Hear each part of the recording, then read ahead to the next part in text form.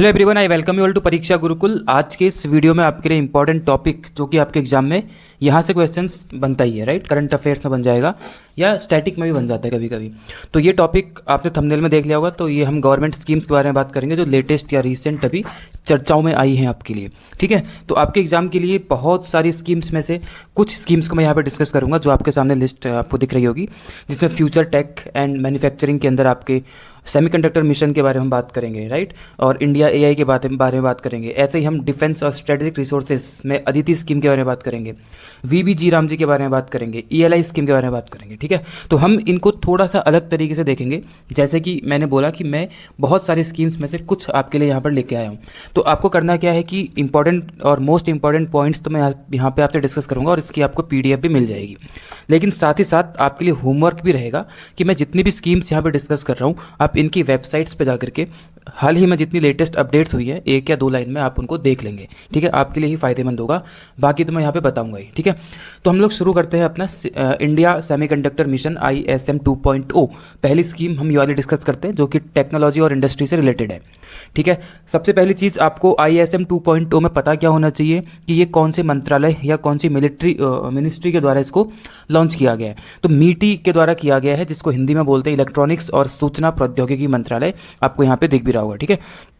और कब किया गया था? अभी 2026 में किया गया था। इसका ऑब्जेक्टिव अगर आपसे कोई पूछेगा तो आप इसका ऑब्जेक्टिव सिंपली आप ये बोलेंगे या ऑप्शन टिक करेंगे कि इसमें इंडिया अपना खुद का सेमीकंडक्टर इकोसिस्टम बनाना चाहता है। इसका मतलब ये है कि वो चिप बनाने से लेकर डिज़ाइन सब कुछ इंडिया में ही करना चाहता है, ठीक है। इंपोर्ट पर उसकी निर्भरता कम हो, ये हम इंडिया की इसमें पूरी की पूरी स्ट्रगल इसके पीछे ही कर रहा है। तो यही इसका उद्देश्य है, स्वदेशी आपूर्ति श्रृंखला और एक फुल स्टैक भारतीय आईपी के साथ, यानी कि इंटेलेक्चुअल प्रॉपर्टी, ठीक है।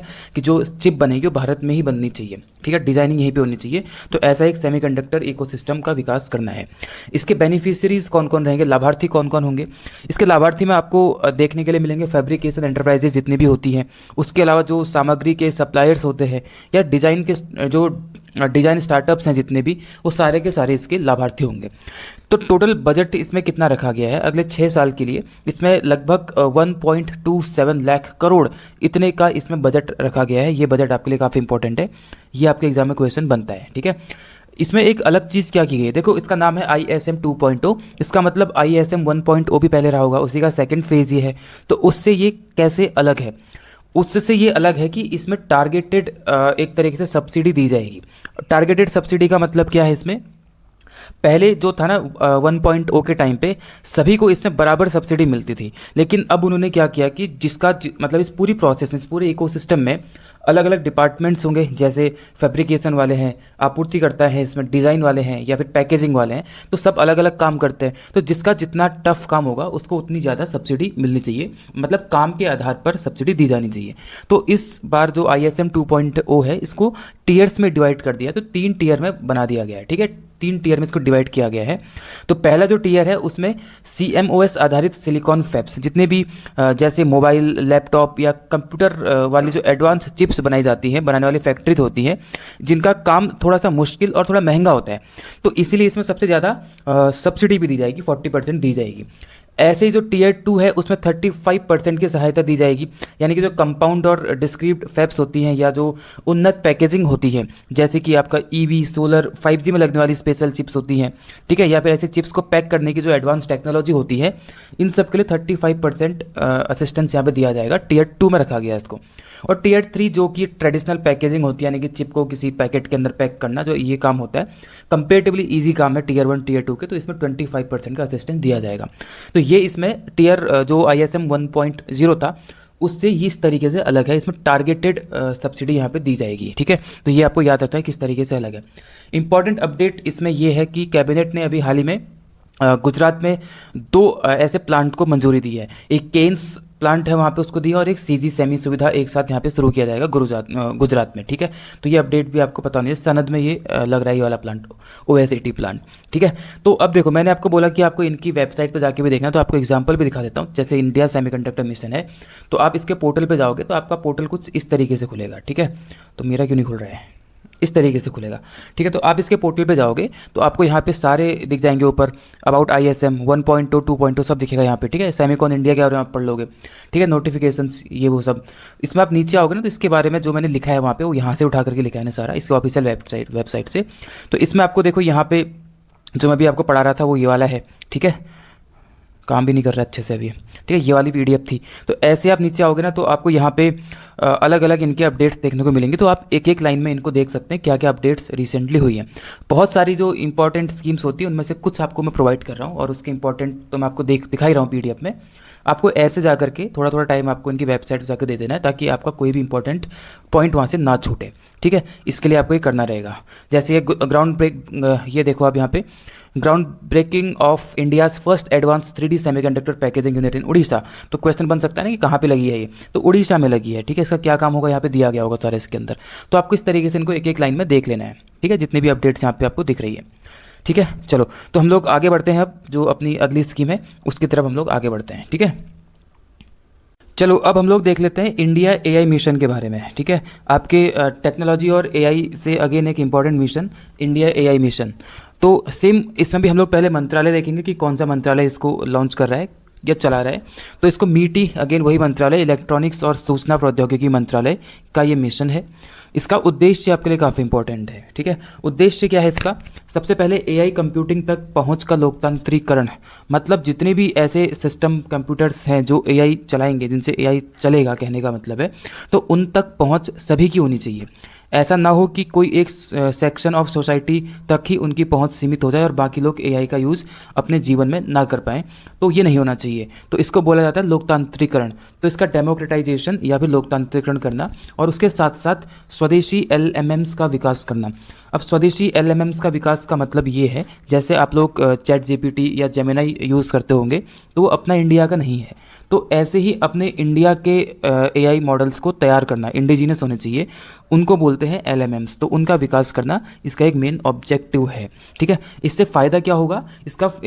मैंने मतलब इसके बेनिफिशरीज़ कौन होंगे? इसके बेनिफिशरीज़ होंगे AI स्टार्टअप्स या रिसर्चर्स, शोधकर्ता जिनको बोलते हैं, और जो सार्वजनिक क्षेत्र है, सरकारी विभाग है, उन सभी को इसका फ़ायदा देखने के लिए मिलेगा।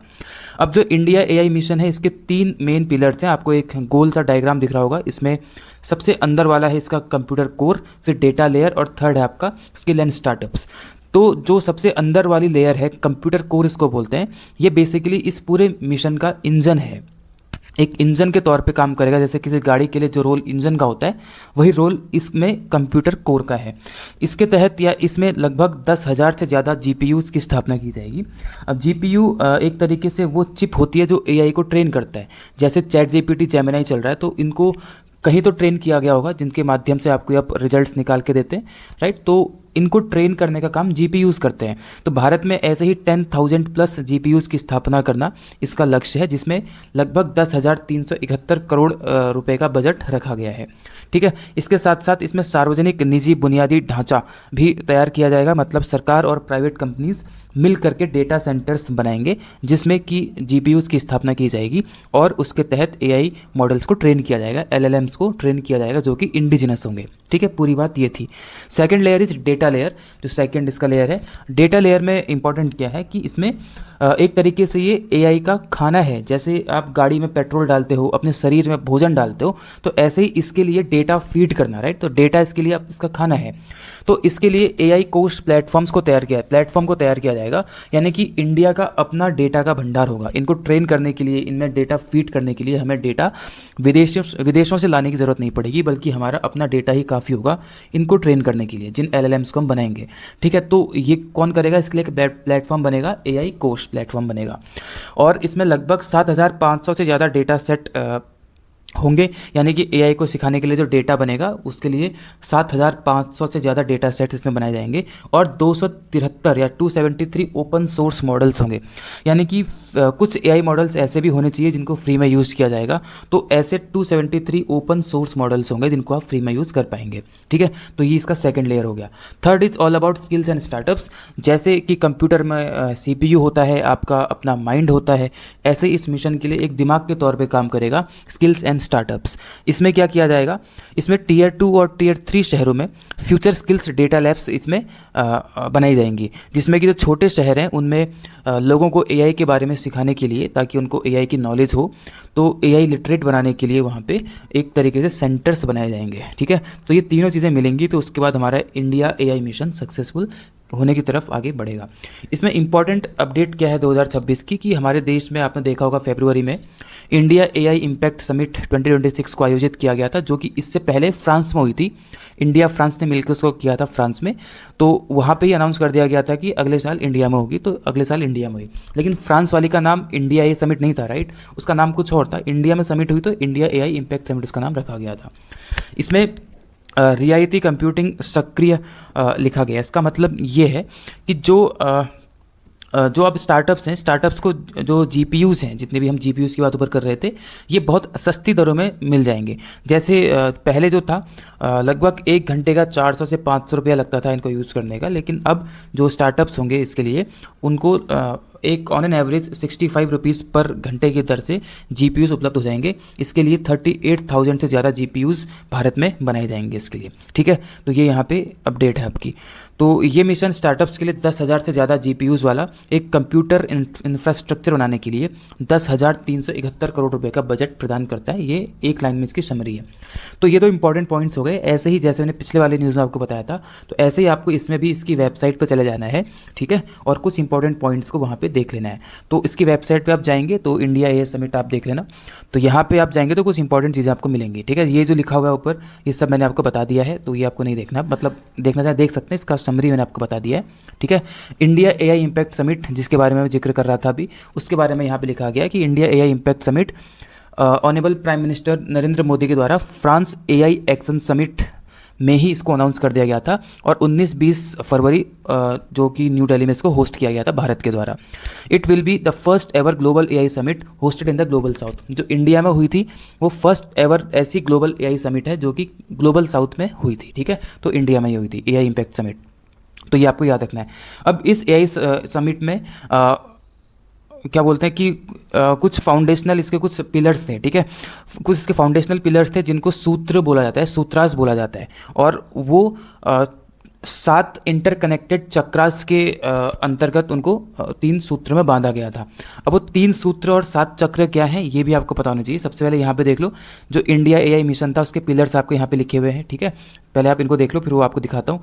तो ये यहाँ पे इंडिया एआई पिलर्स जो कि आपको यहाँ पे देखने के लिए मिल जाएंगे। ठीक, आपको ये भी पढ़ लेना है। अब जैसे कि हम यहाँ पे बात कर रहे हैं कि 7 सूत्र 3 सूत्र और 7 चक्र क्या थे, ये क्वेश्चन आपके इंपॉर्टेंट है, एग्जाम में आपके बन सकता है। तो क्या क्या है, जैसे आप इस पर क्लिक करेंगे तो आपको इसके बारे में सारा देखने के लिए मिल जाएगा। ठीक है, आप यहाँ पे आएंगे तो the 3 sutras shaping the sustainable AI future are people, planet, progress. Question बन सकता है कि वो 3 सूत्र क्या है, तो वो है पीपल, प्लैनेट और प्रोग्रेस। ठीक है, उसके बाद अगर आपसे पूछा जाए कि वो 7 चक्र कौन कौन से जिसकी बात एआई इम्पैक्ट समिट में की गई थी, जो बेसिकली थीम भी है इसकी, तो वो क्या है, द थीम्स ह्यूमन कैपिटल, यहाँ पे लिखा है। ठीक है, human capital, inclusion for social empowerment, safe and trusted AI, science, resilience, innovation and efficiency, democratising AI resources और AI for economic development and social good. ठीक है, याद रखना कि 3 सूत्र हैं, 7 चक्र हैं। 3 सूत्र मैंने आपको बता दिया ऊपर, 7 चक्र आपके सामने यहाँ पे लिखे हुए हैं। ठीक है, अगर ये हमारी क्लास चल रही होती प्रॉपर कोर्स में, उस तरीके से आपको पूरा डिटेल में समझाता। अभी ये वीडियो है तो हम लोग इसमें मोस्ट इंपॉर्टेंट चीज़ें पढ़ रहे हैं। बाकी ये सब आपके लिए होमवर्क में, आपको यहाँ पे वेबसाइट पर जाना है। इस तरीके से छोटी छोटी चीज़ें आपको देख लेनी है, आपके एग्जाम में क्वेश्चन यहाँ से बन सकते हैं। ठीक है, चलो अब हम लोग आगे बढ़ते हैं और अपने अगले स्कीम की तरफ अपना ध्यान बढ़ाते हैं। ठीक है, चलो अब एक इम्पॉर्टेंट अनाउंसमेंट कर लेते हैं पहले, क्योंकि सर्वाइवल भी बहुत ज़रूरी है ना। तो आपकी इस एग्ज़ाम की तैयारी के लिए 2 तरीके के कोर्स हमारे पास हैं। एक तो आपका मॉक टेस्ट सीरीज़ और एक आपका कंप्लीट प्रिपरेशन। तो आपको जो भी लगता है कि आपको जिस चीज़ की ज़रूरत है, आपको जो भी आपके लिए कोर्स उपयुक्त है, आप उसको परचेज़ कर सकते हैं। प्राइस आपके सामने लिखे हुए हैं दोनों के। आप कोई भी एग्ज़ाम देने जाते हो तो उसके लिए मॉक टेस्ट बहुत ज़रूरी होता है, आप सभी को पता है, राइट। तो मॉक टेस्ट आपको लगाने चाहिए, तो क्वालिटी के मॉक टेस्ट आपको मिलेंगे यहाँ पे। और उसके अलावा अगर आपको लगता है कि आपको मॉक टेस्ट के अलावा कुछ अन्य मैटर भी चाहिए जो कि आपके एग्जाम के लिए इंपॉर्टेंट हो, जैसे कि यूट्यूब की जो क्लासेज हैं इनका नोट्स, और इसके अलावा 1000+ जीके जीएस वन लाइनर्स, ठीक है, और ऑनलाइन मॉक टेस्ट इसमें होंगे ही। अगर ये पूरा आपको पैकेज चाहिए तो आप इसको भी परचेज कर सकते हैं। दोनों के प्राइस यहाँ पे लिखे हुए हैं, जो आपको उपयुक्त लगता है आप उसको देख लीजिए अपने हिसाब से। ठीक है, तो इससे फ़ायदा ये होगा कि आपको भी क्वालिटी कंटेंट मिलेगा एग्ज़ाम के लिए रेलेवेंट, और हमारा भी यहाँ पे सर्वाइवल थोड़ा और मजबूत हो जाएगा, है ना। चलिए आगे बढ़ते हैं, फिर हम लोग अपने अगली स्कीम को देख लेते हैं। तो जो हमारी अगली स्कीम है जिसके बारे में हम लोग बात करेंगे ये है ECMS। अब ECMS क्या है? इलेक्ट्रॉनिक्स घटक विनिर्माण योजना, यानी कि जो इलेक्ट्रॉनिक्स से कंपोनेंट्स होते हैं, जैसे आप लोग लैपटॉप, मोबाइल, टैबलेट या जो भी इलेक्ट्रॉनिक्स के आइटम्स आप यूज़ करते हैं, उसमें कुछ छोटे छोटे पार्ट्स होते हैं, राइट। उनको भी हम लोग विदेशों से इम्पोर्ट करते हैं कई बार। तो हमें इसके अंदर ये करना है कि उन सभी को हम लोग अपने देश में ही मैन्युफैक्चर कर पाएँ, ठीक है। तो उसके लिए ये स्कीम, ये योजना उसके लिए लाई गई है। अगेन इसके लिए मंत्रालय कौन सा है? मीटी, यानी कि इलेक्ट्रॉनिक्स और सूचना प्रौद्योगिकी मंत्रालय। इस स्कीम की शुरुआत की गई थी 2025 में। इसका ऑब्जेक्टिव क्या है? ऑब्जेक्टिव आपके लिए बहुत इंपॉर्टेंट है, वही जो मैंने शुरुआत में बताया कि जो हाई प्राइस वाले इलेक्ट्रॉनिक सब असेंबलीज हैं उनके निर्माण के लिए एक आत्मनिर्भर इकोसिस्टम को तैयार करना। ये तो भारी भरकम शब्द में बता दिया।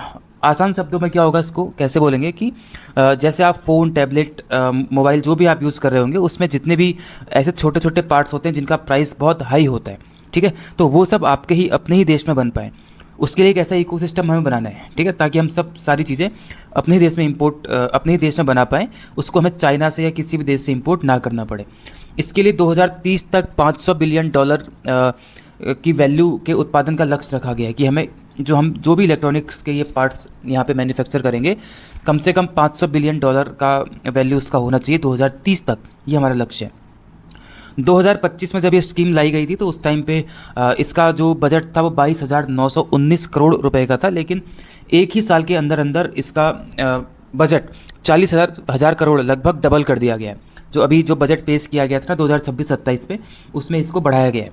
क्यों बढ़ाया गया? क्योंकि इसके लिए बहुत ज़्यादा डिमांड आ रही थी, ठीक है, इसकी वजह से इसको बढ़ाया गया। अब जो बढ़ाया हुआ बजट है, ये बजट किस किस चीज़ में यूज़ किया जाएगा, इसका स्कोप क्या है? तो इसको यूज़ किया जाएगा बेसिकली चार चीज़ें हैं, इनको बनाने वाली कंपनीज़ को मदद मिलेगी इस बढ़े हुए बजट से। अब वो चार चीज़ें क्या क्या हैं? सबसे पहले PCB, जिसको बोलते हैं प्रिंटेड सर्किट बोर्ड। दूसरा आपका डिस्प्ले मॉड्यूल्स, यानी आपके मोबाइल, लैपटॉप की स्क्रीन्स वगैरह, इसके लिए इनको जो कंपनीज बनाते होंगे उनके लिए। अगला है आपका कनेक्टर्स, जैसे कि आपके फ़ोन में, लैपटॉप में चार्जिंग पोर्ट्स होते हैं, वायर जोड़ने वाले जो पार्ट्स होते हैं वो सारे। और एक ऑप्टिकल जो ट्रांसीवर्स होते हैं, जैसे 5G या फिर इंटरनेट के लिए लाइट वाले जो पार्ट्स होते हैं, वो सारी चीज़ें। तो इन सब चीज़ों को जो बनाती हैं कंपनीज, तो उनके लिए स्कोप यहाँ पे, ये बजट को इन स्कोप्स में यूज़ किया जाएगा, ठीक है। तो 2026 के लिए इंपॉर्टेंट अपडेट इसमें ये है कि जैसे मैंने बताया कि इसका बजट इसीलिए बढ़ाया गया क्योंकि बहुत ज़्यादा डिमांड इसकी हो रही थी कंपनीज़ के बीच में फैक्ट्रीज लगाने के लिए, तो इसको बढ़ाया गया। और भारी निवेश के कारण इसमें लगभग 106 प्रस्ताव इसमें स्वीकृत किए गए हैं। मतलब इतनी सारी कंपनीज ने फैक्ट्री लगाने के लिए अप्लाई किया कि सरकार को बजट ही बढ़ाना पड़ा अपना, ठीक है। अब तक 106 कंपनीज हैं जिनको अप्रूवल मिल चुका है, हो सकता है आगे जाके और बढ़ जाए, ठीक है। तो आपको ये इसके अंदर याद रखना था। चलो आगे बढ़ते हैं, इतना इंपॉर्टेंट था इस स्कीम से। अगली चीज़ जो आपके लिए है वो है बायो फार्मा शक्ति, बहुत ही इंपॉर्टेंट, इसको आप 4 स्टार मार्क कर सकते हैं, मेरी तरफ से क्वेश्चन आना चाहिए आपके एग्जाम में, ठीक है। तो बायो फार्मा शक्ति योजना के बारे में देखते हैं क्या चीज़ें इसके अंदर हैं। सबसे पहली बात तो हेल्थ केयर और मैन्युफैक्चरिंग से संबंधित ये स्कीम है, ठीक है। तो इसके लिए अगर आप मंत्रालय की बात करोगे तो रसायन और उर्वरक मंत्रालय, उसका जो फार्मास्यूटिकल्स डिपार्टमेंट है उसने इसको लॉन्च किया है इस स्कीम को, और इसको 2026 में ही लॉन्च किया गया है, ठीक है। तो इसका ऑब्जेक्टिव क्या है, क्यों लाई गई है ये स्कीम? इसका ऑब्जेक्टिव है कि जितनी भी जेनरिक दवाइयाँ होती हैं उनसे उन्नत बायोलॉजिक्स और बायोसिमिलर हब की ओर भारत का संक्रमण होना चाहिए। मतलब क्या है इसका ऑब्जेक्टिव? समझो ऑब्जेक्टिव क्या है इसका, ये तो भारी भरकम शब्दों में हो गया। तो अब तक भारत में सस्ती जेनरिक दवाइयाँ बनती थी, जैसे आप पैरासीटामोल खाते होंगे, राइट। और पैरासीटामोल तो हमारे देश में टॉफ़ी की तरह खाई जाती है। जब कोविड-19 आया था तो लोगों ने टॉफ़ी के भाव में, मतलब टॉफ़ी समझ करके पैरासीटामोल को खाया था, और अभी भी ऐसा ही चलता है। थोड़ा सा बुखार आता है, लोग पैरासीटामोल खा ले, खुद ही डॉक्टर बन जाते हैं, राइट। तो ये जितनी भी जेनरिक दवाइयाँ होती हैं इनसे शिफ्ट करके अपना फोकस, इससे हट करके भारत को और भी ज़्यादा उन्नत बायोलॉजिक्स और बायोसिमिलर हब की ओर ले आना, यानी कि जितनी भी जो दवाइयाँ होती हैं कैंसर के लिए, डायबिटीज़ के लिए, जो एडवांस दवाइयाँ होती हैं उसकी तरफ भारत का ध्यान आकर्षित करना, उसकी तरफ भारत को लेकर जाना, ये इसका ऑब्जेक्टिव है, ठीक है। ये याद रखना। इसमें अगले 5 वर्षों में 10,000 करोड़ का एक्सपेंडिचर किया जाएगा। इसके लिए बजट रखा गया है कि हम इतना खर्चा करेंगे इस स्कीम के लिए अगले 5 सालों में। और जो ये खर्चा किया जाएगा किस किस चीज़ पे किया जाएगा? सबसे पहले तो संस्थान और नेटवर्क पे किया जाएगा, यानी कि 3 नए NIPRs की स्थापना की जाएगी। और जो 7 अभी हैं मौजूदा हैं उनको और ज़्यादा डेवलप किया जाएगा और ज़्यादा उन्नत उनको बनाया जाएगा। क्या है ये NIPRs? जैसे टेक्नोलॉजी के फील्ड में जो दर्जा IITs को है ना, तो वही फार्मास्यूटिकल्स के फील्ड में इनको है, ठीक है, NIPRs को होता है। तो सेम चीज़ है, मतलब फार्मा के क्षेत्र में NIPRs और आपके टेक्नोलॉजी के फील्ड में IITs, एक ही बात है, यानी कि फार्मा के लिए रिसर्च की जाती है इनमें। तो 7 अभी जो है उनको उन्नयन किया जाएगा उनका, और 3 नए बनाए जाएंगे, यानी कि टोटल 10 बनाए जाएंगे। इसके साथ साथ ICMR के तहत 1000 मान्यता प्राप्त क्लिनिकल परीक्षण साइट्स इसमें क्रिएट किए जाएंगे, यानी कि जो भी दवाइयाँ बनेंगी उनको टेस्ट करने के लिए कुछ क्लिनिकल टेस्टिंग साइट्स बनाई जाएंगी। तो ICMR के तहत ये 1000 बनाई जाएंगी, 1000 मान्यता प्राप्त बनाई जाएंगी, राइट। तो ये है, और इसके लिए जो नियामक होगा, ठीक है, तो इसके लिए नियामक होगा, यानी कि इसका जो अप्रूवल होगा उसको तेज़ करने का एक तरीका है ये, जिसमें त्वरित अनुमोदन के लिए CDSCO के तहत एक डेडिकेटेड साइंटिफिक रिव्यू कार्डर का गठन किया जाएगा। जितनी भी दवाइयाँ होती हैं ना, उन सबको अप्रूवल CDSCO के द्वारा दिया जाता है। तो इसके तहत जो ये दवाइयाँ बनेंगी, जो भी बायोसिमिलर्स और बायोलॉजिक्स बनेंगे, तो उसमें CDSCO के तहत एक डेडिकेटेड साइंटिफिक रिव्यू कार्डर को स्थापित किया जाएगा, ताकि इनको अप्रूवल देने में कोई देरी ना हो, लेटेंसी ना हो, जल्दी से इनको अप्रूवल मिल जाए, ये होगा, ठीक है। तो इसमें जो बायोलॉजिक्स और बायोसिमिलर हब है ना, इसका मतलब आप समझ लीजिए, इसमें केवल मतलब दवाइयों से नहीं है, बल्कि दवाइयों के साथ साथ रिसर्च एंड डेवलपमेंट, उसके अलावा सप्लाई चेन्स जो बीच में होती हैं, राइट, इन सभी को भी इसमें लिया जाएगा, यानी कि इन सभी चीज़ों को भारत में ही किया जाएगा। सप्लाई चेन्स हो गई, रिसर्च एंड डेवलपमेंट हो गया, दवाइयों को मैन्युफैक्चर करना हो गया, पैकेजिंग का काम हो गया, ये जितना भी पूरा इकोसिस्टम है इसको भारत में ही बनाया जाए और भारत को इसकी तरफ आगे बढ़ाया जाए, ये इसका उद्देश्य है, ठीक है।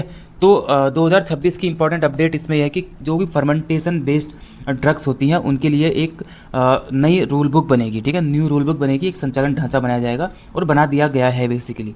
तो 2026 की अपडेट है ये, ठीक है। तो ये आपको याद रखना है। अब ये फर्मेंटेशन बेस्ड ड्रग्स कौन सी होती हैं, जैसे कि जो आपका इंसुलिन होता है या एंटीबायोटिक्स होती है, उनके बल्क प्रोडक्शन के लिए एक नया संचालन ढांचा है, एक न्यू रूल बुक इसमें बनाई जाएगी, ठीक है।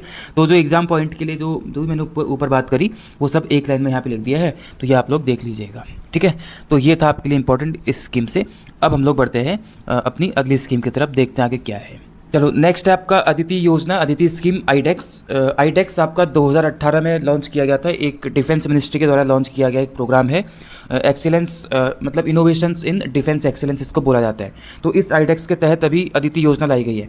आईडेक्स क्या काम करता है? आईडेक्स मतलब इसमें लोकल जो स्टार्टअप्स हैं या माइक्रो बिजनेसेस हैं, तो इन सभी को मिलिट्री के लिए, आर्मी के लिए या एरोस्पेस के लिए नई टेक्नोलॉजीज़ को लाने के लिए प्रमोट किया जाता है। तो इसके ही तहत अदिति स्कीम लाई गई है अभी। तो अदिति स्कीम भी डिफेंस मिनिस्ट्री के द्वारा लाई गई है, इसका जो रक्षा उत्पादन विभाग है उसके द्वारा इसको लाया गया है, और इसका उद्देश्य आपके लिए बहुत महत्वपूर्ण है। इसका जो उद्देश्य है रक्षा उत्पादन में आत्मनिर्भरता प्राप्त करने के लिए डीप टेक सैन्य नवाचार को गति देना।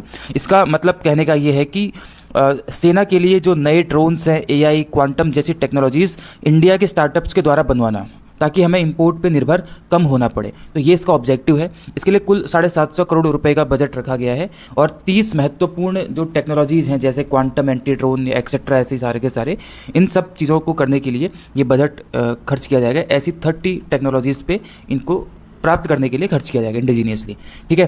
तो जो ये बजट है, इस बजट को 3 तरीके से, 3 लेयर में इसको बांटा जाएगा, एक तरीके से कह सकते हैं हम लोग, ठीक है। इसकी फंडिंग 3 लेयर फंडिंग है यहाँ पे। पहली स्टैंडर्ड आईडेक्स, फिर आईडेक्स प्राइम, और तीसरी अदिति है मेन। तो स्टैंडर्ड आईडेक्स के बारे में देख लेते हैं। स्टैंडर्ड आईडेक्स में आपको 1.5 करोड़ रुपए तक का अनुदान दिया जाएगा यहाँ पे। मतलब ऐसे स्टार्टअप्स जो छोटे आइडियाज़ पे या प्रोटोटाइप पे काम कर रहे हैं, तो उसके लिए इतना अनुदान दिया जाएगा स्टैंडर्ड आईडेक्स में। जो आईडेक्स प्राइम है, इसमें 10 करोड़ रुपए तक का अनुदान दिया जाएगा। इसका मतलब ये है कि जो स्टार्टअप्स बड़े प्रोजेक्ट्स पे या प्रोडक्ट डेवलपमेंट के लिए काम कर रहे हैं, उस पर यह दिया जाएगा। थर्ड आपका अदिति, जो मेन टीयर है, इसका सर्वोच्च टीयर यही वाला है। इसमें पर स्टार्टअप 25 करोड़ रुपए तक का अनुदान दिया जाएगा। इसमें मतलब वो स्टार्टअप्स जो बिल्कुल गेम चेंजर टेक्नोलॉजी पे काम कर रहे हैं, तो उसको इस टीयर के अंदर रखा जाएगा और उनको इतना अनुदान दिया जाएगा यहाँ पे, ठीक है। इसका एक इंपॉर्टेंट है यहाँ पे टूल, टेक्नोलॉजी वॉच टूल, यहाँ पे आपको दिख रहा होगा लेफ्ट साइड में लिखा हुआ। ये क्या है? मतलब इसका ये है कि सेना की ज़रूरतों को सीधा स्टार्टअप से जोड़ने के लिए एक टूल बनाया गया है, ठीक है, ताकि सेना बताए कि हमें इस चीज़ की ज़रूरत है और स्टार्टअप्स को बना दे, उनके बीच में लिंक करने के लिए एक टेक्नोलॉजी वॉच टूल बनाया गया है इसके लिए, ठीक है। तो ये इंपॉर्टेंट है। 2026 की अपडेट क्या है कि 2026 में 58 प्रोटोटाइप अधिग्रहण के लिए स्वीकृत और 45 सक्रिय अनुबंध हस्ताक्षरित हो गए।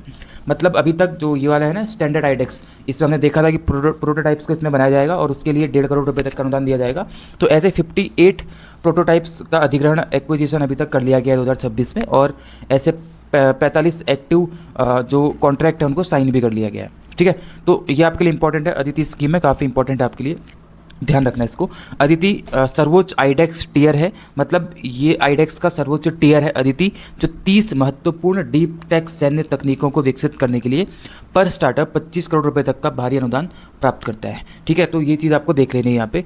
अब आपके लिए एक इंपॉर्टेंट चीज़ जो यहाँ पे है, वो इसकी वेबसाइट पे आप जाएंगे तो आपको यहाँ पे दूसरी चीज़ें देखने को मिल जाएंगी, जैसे कि ये है, इसका फुल फॉर्म मैं बताना भूल गया था, acing development of innovative technologies with iDEX, ये इसका फुल फॉर्म है, आपसे फुल फॉर्म भी पूछी जा सकती है। इनका बजट यहाँ पे लिखा गया है, ठीक है। और 3 साल के लिए 2023-24 से 2025-26 तक के पीरियड के लिए इसको लाया गया था, ठीक है। तो ये चीज़ आपको इसमें याद रख लेनी है, काफ़ी इंपॉर्टेंट आपके लिए। बाकी जो इंपॉर्टेंट चीज़ें हैं, बड़ा छोटी सी स्कीम या ऑब्जेक्टिव यहाँ पे लिखे गए हैं, इतने में खत्म हो जाता है, आप इसको देख लेना आराम से, ठीक है। चलो, तो तब तक हम लोग अब बढ़ते हैं आगे। तो अपना जो कहाँ गया, ये रहा अपना, ठीक है। अगली स्कीम देख लेते हैं। अगली स्कीम आपकी पीएम रिसर्च चेयर स्कीम, में भी काफ़ी इंपॉर्टेंट है, इसको आप 3 स्टार मार्क कर सकते हैं, ठीक है, 3 स्टार। इसमें क्या है, ये आपकी एजुकेशन और साइंस की तरफ से ये स्कीम आई है, यानी कि शिक्षा मंत्रालय की तरफ से ये स्कीम है, जिसको 2026 में ही इसको लॉन्च किया गया है, ठीक है। तो इसको देख लेते हैं, इसमें क्या क्या चीज़ें हैं। इसका ऑब्जेक्टिव देख लीजिए कि विदेशों में काम कर रहे शीर्ष भारतीय मूल के शोधकर्ताओं को रणनीतिक डीप टेक अनुसंधान के लिए वापस लेके आना। यानी जो डेवलप्ड कंट्रीज़ हैं जैसे यूएसए, यूके, ऑस्ट्रेलिया, यहाँ पे बहुत सारे भारतीय मूल के इंडियन साइंटिस्ट्स या प्रोफेसर्स वहाँ पे उनके लिए काम कर रहे हैं। इसको बोला जाता है ब्रेन ड्रेन। यानी जैसे आपने देखा होगा कि दादा भाई नौरोजी ने एक ड्रेन ऑफ वेल्थ थ्योरी दी थी कि कैसे अंग्रेज हमारे देश से पूरी धन संपत्ति लूट के चले गए थे, इसको ड्रेन ऑफ वेल्थ बोला जाता है। तो ऐसे ही बहुत सारे भारतीय एक अच्छे जीवन की आशा में, ज़्यादा पैसा कमाने के लिए, एक बेहतर भविष्य के उसके लिए उसको देखते हुए दूसरे देशों में बस जाते हैं और वहाँ पे जाकर के काम करते हैं और अपनी आजीविका अर्जित करते हैं। तो ये जो ड्रेन है, जो हमारे देश का एक इंटेलेक्चुअल ड्रेन है और ब्रेन है, वो वहाँ चले जाता है। तो भारत से ब्रेन का ड्रेन होना शुरू हो जाता है। तो इस ब्रेन ड्रेन को रोकने के लिए, और जो ब्रेन ड्रेन हो चुका है, इस ब्रेन को वापस गेन करने के लिए, ठीक है, ब्रेन गेन करने के लिए ये स्कीम लाई गई है। समझ रहे हैं आप इस बात को। तो जितने भी अच्छे टॉप क्लास के साइंटिस्ट या प्रोफेसर्स वहाँ काम कर रहे हैं, वो भारत में आए और भारत के लिए स्ट्रेटेजिक डीप टेक रिसर्च करें, तो वो काम इस स्कीम के तहत यहाँ पे किया जाएगा, ठीक है। इस योजना के, इस स्कीम के कुछ महत्वपूर्ण बिंदु हैं। जैसे सबसे पहले लक्ष्य इसका, अगले 5 सालों में 120 वैश्विक रिसर्च फेलो और चेयर, मतलब 120 टॉप साइंटिस्ट को अगले 5 साल में IITs जैसे हमारे देश में होती हैं, तो IITs में चेयर प्रोफेसर की सीट देनी है उनको। और विशेष रूप से 7 प्रमुख IITs की बात इसमें चल रही है, यानी कि दिल्ली, बॉम्बे, मद्रास, कानपुर, हैदराबाद, खड़गपुर और ISM धनबाद। इनके जो चेयर है वहाँ पे इनको चेयर प्रोफेसर की सीट यहाँ पे दी जाएगी। इन 7 जगहों पे ये बात की गई है। और इनका मेन फोकस है 13 रणनीतिक क्षेत्र, जैसे क्वांटम कंप्यूटिंग, AI, सेमीकंडक्टर जैसे बाकी 13 स्ट्रेटेजिक फील्ड है, जिनमें रिसर्च करने के लिए इनको यहाँ पे वापस लाने की कोशिश की जाएगी इस स्कीम के तहत, ठीक है।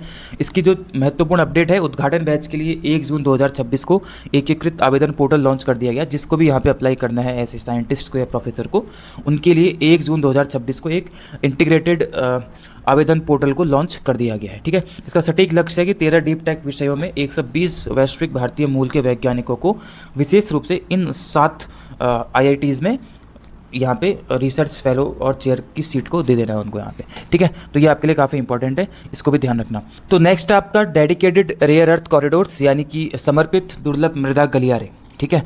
तो इसको देखते हैं। ये पहली बात तो ये एनवायरनमेंट एंड मैन्युफैक्चरिंग के अंतर्गत आएगा। इसके लिए जो मंत्रालय है वो खान मंत्रालय और वित्त मंत्रालय। खान मतलब आपका जो मिनिस्ट्री ऑफ माइंस होती है और आपका फाइनेंस मिनिस्ट्री, ठीक है। इसका ऑब्जेक्टिव या उद्देश्य क्या है, तो बीच सैंड माइनिंग से लेकर रेयर अर्थ परमानेंट मैग्नेट के निर्माण तक मूल्य श्रृंखला को एकत्रित करना।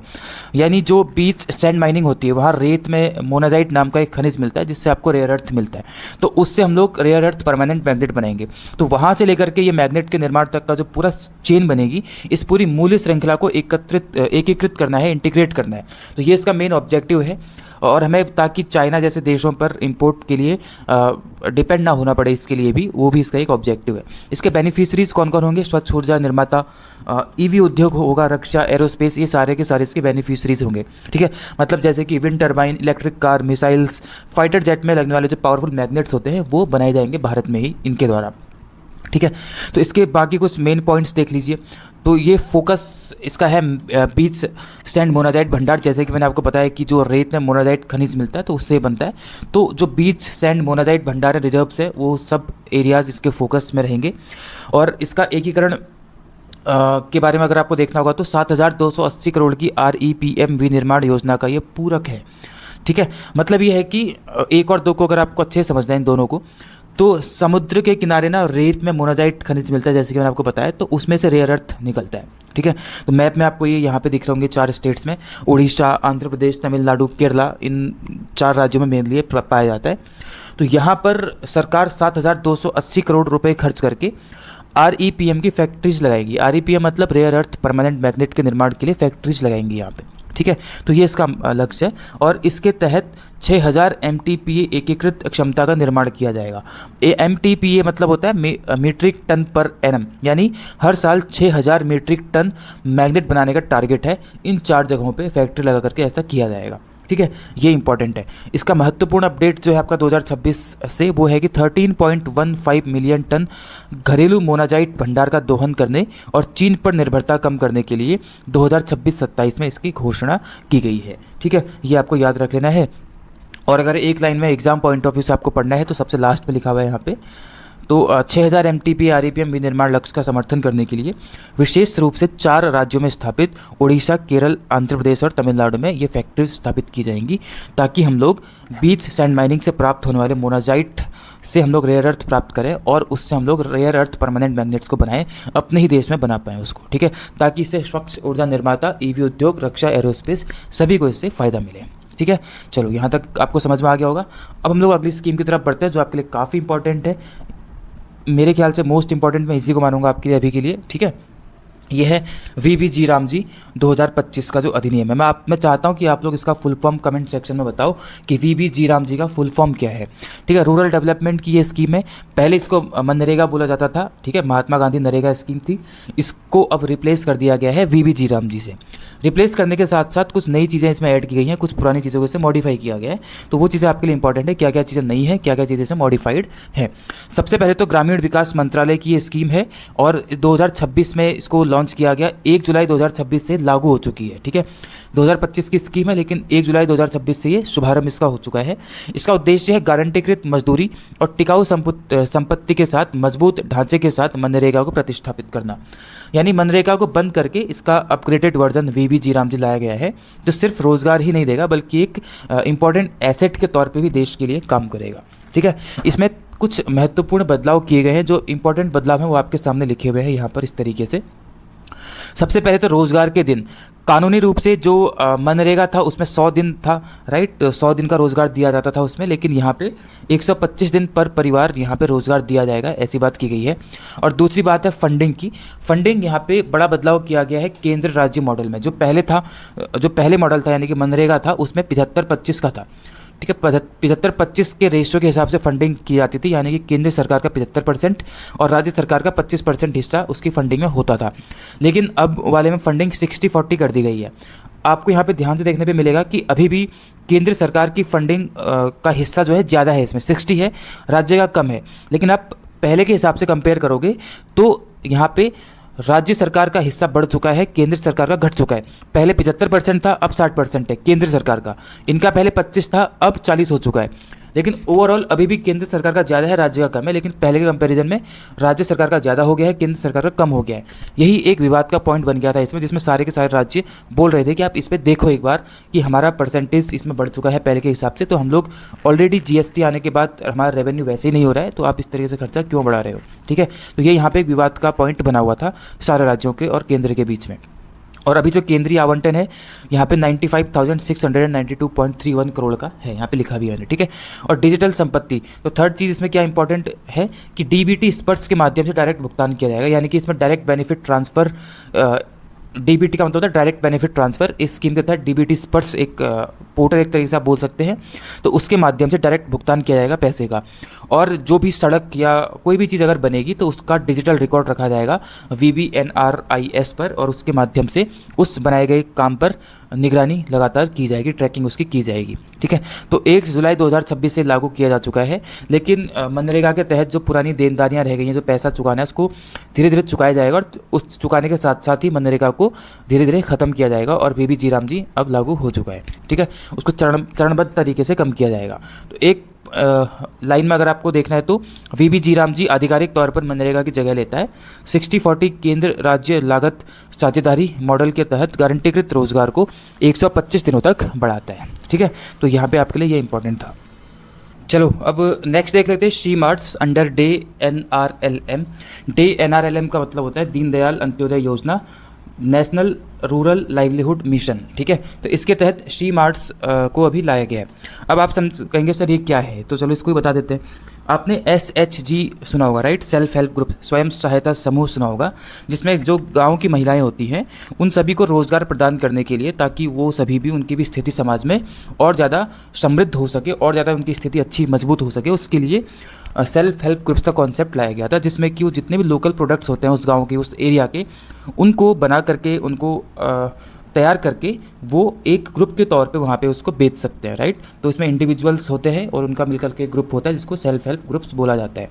तो अब ये प्रोडक्ट्स कहाँ बेचे जाएंगे, तो इनको बेचने के लिए एक स्टोर बनाया जाएगा, उन स्टोर्स को ही बोला जाता है शी मार्ट्स। ठीक है, तो मोटा मोटा इन्हें आपको एक लाइन में इसका सारांश बता दिया है। तो अब इसके बारे में देख लेते हैं कि क्या क्या चीज़ें आपके लिए इंपॉर्टेंट है। तो इसका जो मंत्रालय है, सबसे पहले आपको वो ये देख लेना है कि ग्रामीण विकास मंत्रालय है। इसका उद्देश्य है समुदाय के स्वामित्व वाले खुदरा स्टोर स्थापित करके ग्रामीण महिलाओं की आजीविका को औपचारिक उद्यमों में बदलना। अब आपको इसका मतलब समझ में आ रहा होगा कि ये क्या है इसका उद्देश्य, ठीक है, क्योंकि मैंने आपको स्टार्टिंग में मोटा मोटा बता दिया था। तो इसका उद्देश्य यही है कि जो जो सेल्फ हेल्प ग्रुप्स वाली दीदियाँ होती है, उनके अचार जैसे जो भी प्रोडक्ट्स बनाती हैं, जैसे अचार, मसाले या फिर हैंडीक्राफ्ट होंगे, तो उनको गांव के शी मार्ट नाम के स्टोर में बेचना है, ताकि उनकी आजीविका को और मजबूत किया जा सके और उनके इसको औपचारिक उद्यम में बदला जा सके। ठीक है, लेकिन इसके लिए पात्रता भी रखी गई है कि केवल वही SHGs इसके लिए एलिजिबल हैं जो कि एक्टिव है, और एक्टिव होने के साथ साथ उनकी जो एनुअल इनकम है वो 1 लाख रुपये से ज़्यादा है। अगर कोई SHG निष्क्रिय है या फिर उसकी इनकम 1 लाख रुपए से कम है एनुअली, तो वो इसके लिए पात्र नहीं है, वो अपना शी मार्ट ऐसे यहाँ पे स्थापित अभी नहीं कर सकते हैं। ठीक है, तो ये यहाँ पे इंपॉर्टेंट, इसका प्रोसेस देख लीजिए क्या रहेगा।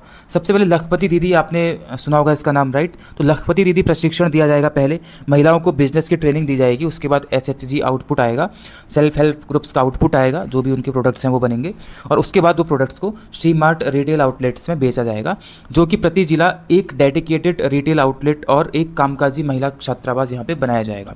यानी कहने का मतलब ये है कि हर जिले में एक शी मार्ट स्टोर होगा, उसके साथ साथ एक वर्किंग वुमेन हॉस्टल भी बनाया जाएगा। ठीक है, तो 2026 की महत्वपूर्ण अपडेट क्या है इसमें कि रिकॉर्ड 5 लाख करोड़ रुपए के जेंडर बजट के हिस्से के रूप में बजट 2026-27 में पेश किया गया था इसको, यानी कि अभी तक का सबसे ज़्यादा जेंडर बजट आया है, आज तक का रिकॉर्ड 5 लाख करोड़ रुपए का, तो उसके एक हिस्से के रूप में इसको यहाँ पे पेश किया गया। और इसके तहत इसके साथ साथ ही डे NRLM यानी कि जो दीनदयाल अंत्योदय योजना नेशनल रूरल लाइवलीहुड मिशन है, उसका एलोकेशन भी बढ़ा करके 19,200 करोड़ रुपए कर दिया गया। ठीक है, तो आई थिंक आपको ये पूरा मामला समझ में आ गया होगा कि इस पूरे शी मार्ट्स का मतलब क्या है। ठीक है, एग्जाम पॉइंट ऑफ व्यू से एक लाइन में अगर आपको बात करनी है तो यह योजना विशेष रूप से न्यूनतम 1 लाख रुपए की वार्षिक आय वाले SHGs के लिए हर जिले में समुदाय स्वामित्व क्यों, क्योंकि इसमें किसी एक का स्वामित्व नहीं है, उस SHG का है, SHG का एक कम्युनिटी है, राइट। तो SHG स्वामित्व वाले रिटेल आउटलेट्स को स्थापित करती है। ठीक है, तो ये इसका उद्देश्य हो जाएगा, आपको ये चीज़ें यहाँ से याद रहनी चाहिए। चलिए आगे बढ़ते हैं हम लोग। आगे हमारा है जल जीवन मिशन 2.0 JJM, काफ़ी इंपॉर्टेंट है आपके लिए, इसको भी देख लीजिएगा। जल और स्वच्छता, वाटर और सैनिटेशन से संबंधित है जल जीवन मिशन 2.0। ठीक है, चलो इसको देख लेते हैं। सबसे पहले इसका जो मंत्रालय है वो है जल शक्ति मंत्रालय, और इसका जो 2.0 है, जिसका पुनर्गठित चरण है, वो 2026 में इसको लॉन्च किया गया है। ठीक है, इसका उद्देश्य क्या है, सबसे पहले आपको ये पता होना चाहिए। उद्देश्य है डिजिटल निगरानी के माध्यम से 55 या 55 LPCD, अभी बताऊंगा इसका मतलब क्या होता है। LPCD सुरक्षित पेयजल तक सार्वभौमिक पहुंच सुनिश्चित करना और ग्रे वाटर के पुनः उपयोग को अनिवार्य बनाना। इसका सीधा सा मतलब ये है कि हर गांव के हर घर में रोज 55 LPCD इतना साफ़ पानी पहुंचना चाहिए। और इतने साफ़ पानी के साथ साथ वहाँ पे जो ग्रे वाटर है यानी कि जो नहाने धोने वाला पानी है उसको रिसाइकिल करके खेती में यूज़ करना का प्रावधान यानी करने से संबंधित वहाँ पे सुविधा उनके पास होनी चाहिए। ठीक है, तो ये दो चीज़ें इसके उद्देश्य हैं। तो अभी LPCD क्या होता है? LPCD सिंपली है litre per capita per day, यानी कि एक दिन में एक व्यक्ति के पास कितना लीटर पानी यहाँ पे पहुँच रहा है। Litre per capita per day इसको बोला जाता है। ठीक है, litre per capita per day तो कितना होना चाहिए? 55 होना चाहिए। ठीक है, तो ये यहाँ पे तो देख लीजिए इसके JJM के दो मुख्य फोकस हैं जो आपको ऑब्जेक्टिव में भी दिख रहा होगा। एक यहाँ पे स्वच्छ आपूर्ति और एक यहाँ पे ग्रे वाटर यानी कृषि में पुनः उपयोग कैसे किया जाएगा। तो दोनों में किस तरीके से फोकस किया जाएगा अलग अलग देख लीजिए। संचालन की समय सीमा दिसंबर 2028 तक बढ़ाई गई है। जो स्वच्छ आपूर्ति जल के संचालन की समय सीमा थी वो पहले 2024 का टारगेट था, अब उसको 2028 तक बढ़ा दिया गया है। और इसके साथ साथ real time IoT smart sensor, यानी कि रियल टाइम IoT क्या होता है? Internet of things, right. जैसे आप जो इंटरनेट यूज़ करते हैं, मैं जो करता हूँ, ये हमारा इंटरनेट है, राइट। ऐसे ही अब जो आपकी मशीन्स आपस में कनेक्टेड रहती हैं, जैसे आप एलेक्सा को बोलते हो आपके लाइट चला देती है, आपके पर्दे खोल देती है। जैसे आप एलेक्सा को बोलते हो आपका पंखा चला देती है, आप वॉशिंग मशीन को बोलोगे वॉशिंग मशीन चला देगी। तो ये होता है इंटरनेट ऑफ थिंग्स। ठीक है, तो ऐसे real time internet of things smart sensors उन नलकों में या पाइप्स में लगाए जाएंगे ताकि इससे ये रियल टाइम मालूम चल जाए कि कितना प्रेशर इस पाइप में पानी का आ रहा है और कितना पानी यहाँ पे डेली आ रहा है, उसको ट्रैक किया जा सके।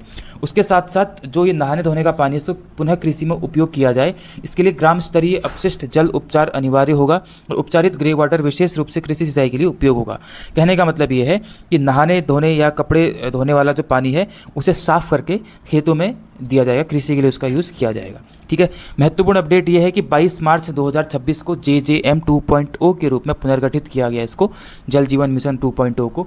और FY 2027 के लिए 67,670 करोड़ यानी कि 67,670 करोड़ रुपए के बजट का इसमें आवंटन किया गया है। ठीक है, एग्जाम पॉइंट ऑफ व्यू से आपके लिए एक लाइन में अगर समरी आपको बतानी हो तो आप क्या बताएंगे कि JJM 2.0 कृषि क्षेत्र के लिए या कृषि के लिए ग्रे वाटर उपचार और IoT निगरानी पर अनिवार्य फोकस के साथ ग्रामीण नल जल मिशन को दिसंबर 2028 तक बढ़ाता है। ठीक है, ये आपके लिए इंपॉर्टेंट था। चलो अब हम लोग नेक्स्ट देख लेते हैं ELI स्कीम। ठीक है, ELI मतलब रोजगार आधारित प्रोत्साहन योजना। ठीक, इसको देख लेते हैं, ये काफ़ी इंपॉर्टेंट है, एम्प्लॉयमेंट और स्किल से संबंधित है। तो उसी पैटर्न पे चलते हैं जिस पर हम चलते चले आ रहे हैं कि सबसे पहले हम मंत्रालय देख लेंगे। तो इसका जो मंत्रालय है वो श्रम एवं रोजगार मंत्रालय है और 2025 में इसको लॉन्च किया गया था और अगस्त 2025 से लेकर के जुलाई 2027 तक के लिए इसका संचालन किया जा रहा है। अब इसका कुल परिव्यय कितना है, कुल एक्सपेंडिचर इसमें कितना किया जाएगा वो यहाँ पर बताया गया है।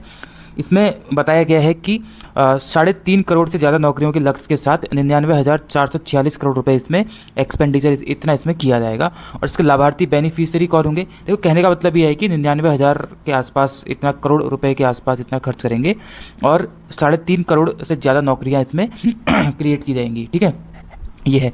इसका बेनिफिशियरी कौन होगा? तो बेनिफिशियरी होंगे जो पहली बार EPFO पंजीकृत कर्मचारी होंगे और नियोक्ता होंगे। यानी सपोज कीजिए आप हैं, आपने पहली बार कहीं पे जॉब की तो आपको EPFO में रजिस्टर किया जाएगा। तो एक तो आप इसके लाभार्थी हो जाएंगे और आप जिस कंपनी में जाएंगे यानी कि जिस कंपनी ने आपको पहली बार रोजगार दिया है तो वो कंपनी और आप दोनों इसके लाभार्थी या बेनिफिशियरी हो जाएंगे। ठीक है, तो इसमें पैसा कैसे मिलेगा आप लोगों को, तो किस तरीके से आपको इसमें फ़ायदा दिया जाएगा? तो दो पार्ट्स में देख लीजिए, भाग ए और भाग बी में बांट दिया गया इसको।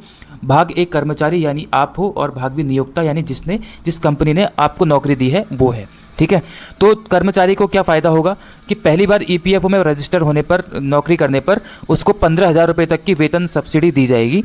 और ये जो सब्सिडी है उसको ABPS के माध्यम से 2 किस्तों में ये दिया जाएगा, एक साथ नहीं मिलेगी बल्कि 2 इंस्टॉलमेंट्स में उसको ये वेतन 15,000 रुपये का वेतन सब्सिडी यहाँ पर दिया जाएगा।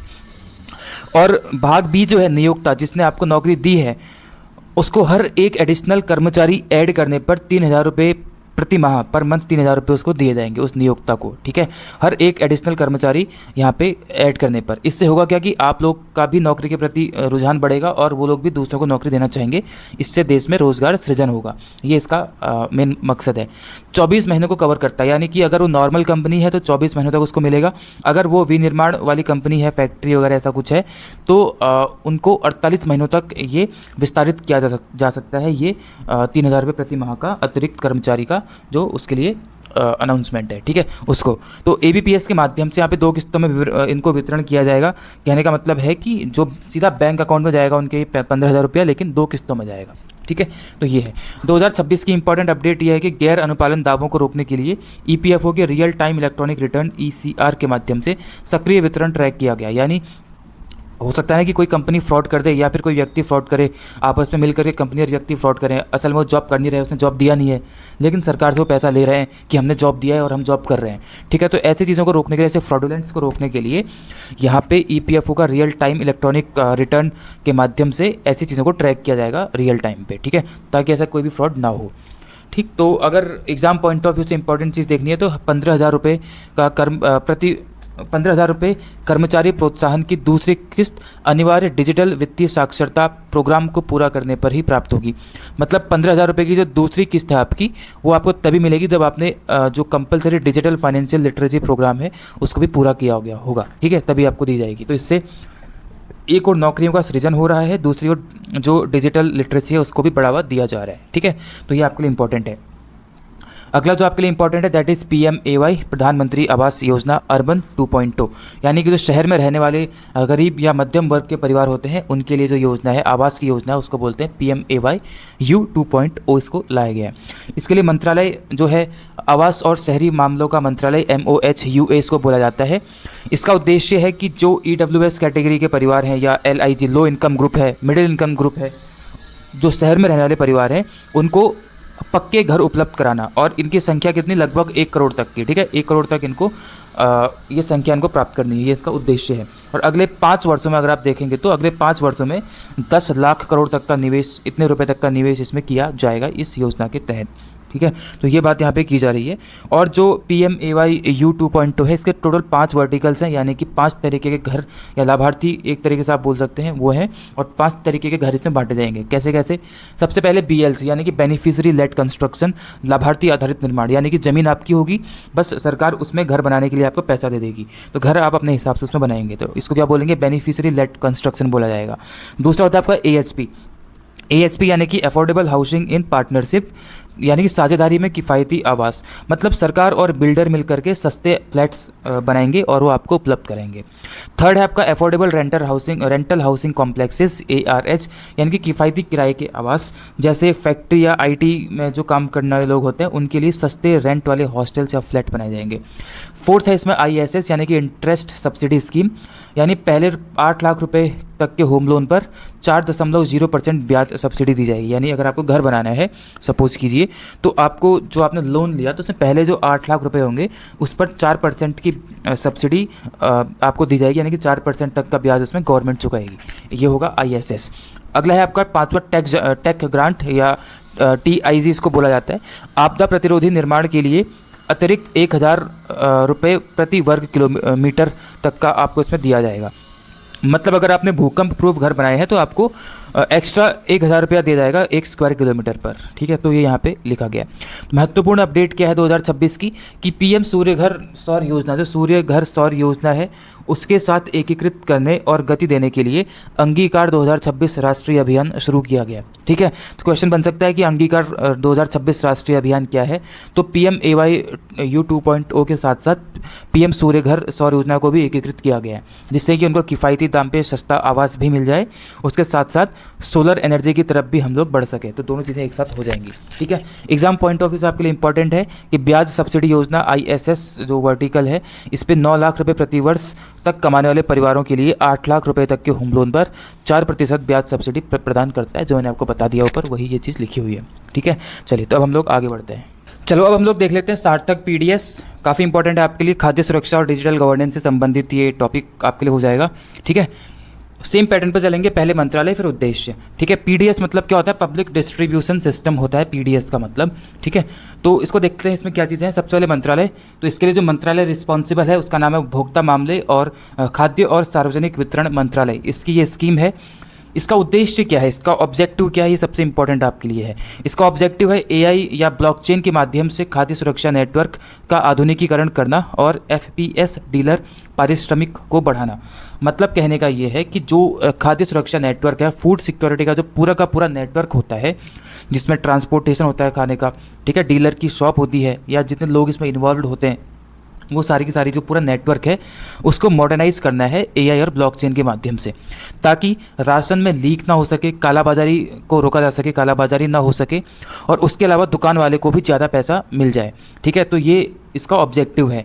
इसके लाभार्थी या बेनिफिशियरी कौन होंगे? एनएफएसए के लाभार्थी जो नेशनल फूड सिक्योरिटी एक्ट के तहत भोजन पाते हैं, फूड पाते हैं, ऐसे 81.35 करोड़ लोग, और उसके साथ साथ एफपीएस डीलर्स भी इसके बेनिफिशियरी होंगे। ठीक है, तो ये आपके लिए इंपॉर्टेंट हो जाएगा। अब आगे है कि जो सार्थक पीडीएस है, इसके 3 मेन पिलर्स हैं। ठीक है, आपके सामने लिखे हैं निर्मल, आशा और सक्षम। क्या है ये पिलर्स, इनको देख लेते हैं एक बार। जो इसमें सबसे पहले निर्मल है, तो निर्मल का क्या मतलब है? एआई संचालित रियल टाइम लाभार्थी रजिस्ट्री, यानी कि ये एक तरीके से बेनिफिशरीज़ की रजिस्ट्री है और उनके हर चीज़ को रियल टाइम पे ट्रैक किया जाएगा, एआई से संचालित किया जाएगा। मतलब कि कौन कितना राशन ले रहा है, ठीक है, एआई इसका तुरंत हिसाब किताब रखेगा और डुप्लीकेट कार्ड्स यहाँ पे ख़त्म हो जाएंगे। दूसरा पिलर है आपका आशा।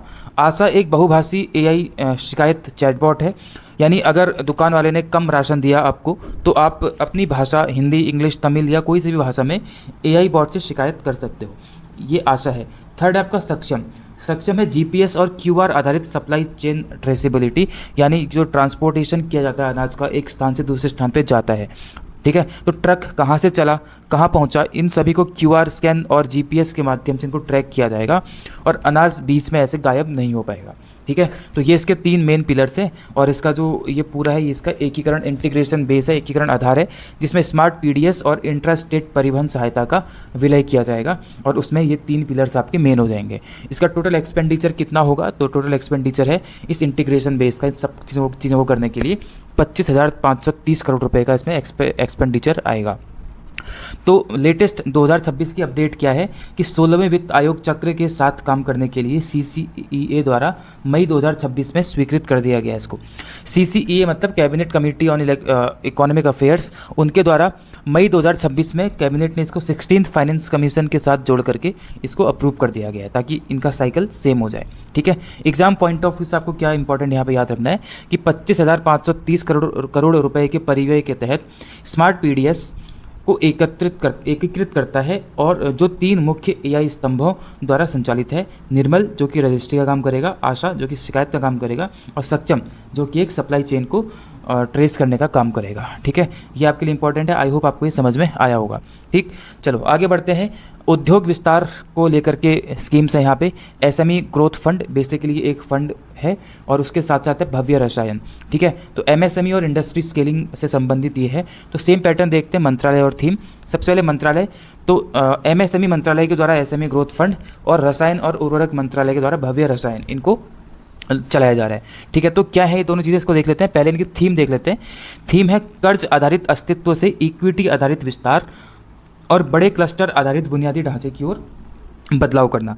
मतलब जो एमएसएमईज पहले कर्ज लेकर के काम करते थे, अब सरकार उनमें हिस्सेदारी खरीदेगी, और हिस्सेदारी खरीदेगी तो साथ में बड़े बड़े इंडस्ट्रियल क्लस्टर्स भी बनाए जाएंगे इसमें। ठीक है, तो जो लोन लेकर के काम किया जाता था वहाँ से हट करके अब इक्विटी बेस्ड काम किया जाएगा, और इक्विटी बेस्ड एक्सपेंशन इनका यहाँ पे किया जाएगा, और क्लस्टर आधारित इंफ्रास्ट्रक्चर ढांचे की ओर इनको बढ़ाया जाएगा। ठीक है, तो सबसे पहले एसएमई ग्रोथ फंड देख लेते हैं कि ये क्या चीज़ है।